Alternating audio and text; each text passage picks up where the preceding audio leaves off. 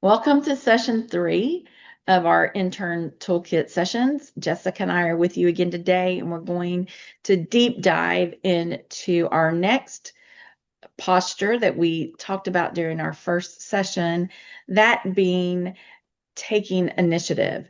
So, want to just go back and help us remember what we talked about before. There we go. Sorry, wrong slide. When we take initiative, we want to make sure that we are the ones that are stepping in, asking, what can we do? I'm not going to read all these to you again. We've already talked through most of these during session number 1, but do want to remind you to ask yourself, what does it look like on the other side of you in regards to taking initiative? And that tool was one that we talked about in the first session and then also in our last session. I want to give you a new tool for you to think about and use, and it's called 5 Gears. 5 Gears is a way for us to really think about how we spend our time. And if you look at the gear shift here, there are 5 gears in reverse. I'm going to start with third gear. Third gear is social time. We spend a lot of our day in third gear, small talk, chit-chatting with people, socializing. What the goal is for all of us is during the day to shift to all of these gears to make sure that we are stewarding our time well. Particularly when you're in a work setting, you want to make sure that you're monitoring how you're spending your day. If you'll look, the fourth gear is task mode. That means managing the to-do list, doing small tasks that don't take a lot of brain power. Then, if there are activities or tasks or projects that we need to work on, we can shift up to fifth gear. Fifth gear is that focus mode. That's when we need to be very aware of our distractions that are around us, get rid of them, and allow ourselves to really focus. For some of us, getting into fifth gear is easy. We can spend hours working on a project or reading or developing something. For others, it may be, oh, I can spend about 10 minutes and then I'm ready to go back down to third gear and start talking to other people, or I get distracted with fourth gear things that don't require as much brain power. So as you think through your day, recognize the tasks that you're completing and think about which gear you need to be in. When we talk about engaging and building relationships with others, second gear is important. Third gear is that chit chat when we're walking around the office, saying hello, saying good morning, checking in with people, talking to people about what they did over the weekend. But when we shift to second gear, when we go out to lunch or we're sitting one-on-one with someone or we're in a small group and we start asking meaningful questions, getting to know each other, don't shy away from the second gear time. Be vulnerable, be open to build relationships. It's so important. Then when we get home, we get into our first gear mode and we recharge.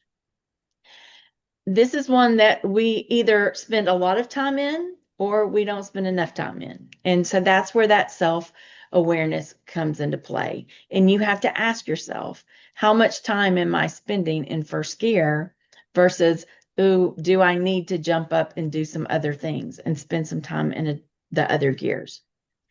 The R at the bottom is that responsive mode. We all make mistakes. There are times we have to go to people and say, hey, I messed up. I'm sorry. We have to back up. We have to apologize and we have to fix things and make them right so that we can move on, so that we can go and shift into other gears during the day. If we're driving a car, the car does not stay in one gear for an entire trip. It shifts gears throughout our trip. And so we have to follow the same model. We have to shift gears in how we spend our time, how we engage with others. So I hope that this becomes another mindset for you, a filter for you to think about and use as a tool for self-reflection so that you know yourself better, so that you can lead yourself better, and you can determine when you need to shift gears. All right, Jessica, what do you think about helping us spend a little bit more time on some of these ideas about taking initiative?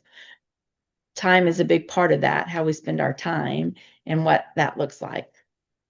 Yeah, so I think this is a posture that I have struggled with m more than any of the others that we have discussed or will discuss, because I walked into my career with the mindset of, look, I'm young, I don't know what I don't know. I'm just gonna sit back and kind of watch people and learn from them, but not necessarily take that initiative. So I would really challenge y'all in your internship. Don't make the mistake that I made in that first year of just, well, I'll just sit back and watch everyone do things and I'll figure things out as they do it. And then maybe next time I will go ahead and step up and do it, but not this first time. Don't let this first step cause any fear. And I would just challenge y'all to step into that and prove yourself through taking the initiative. So, I would definitely suggest step up and volunteer to work on a project or volunteer and be like, hey, I really don't know how to do this, but I can figure it out.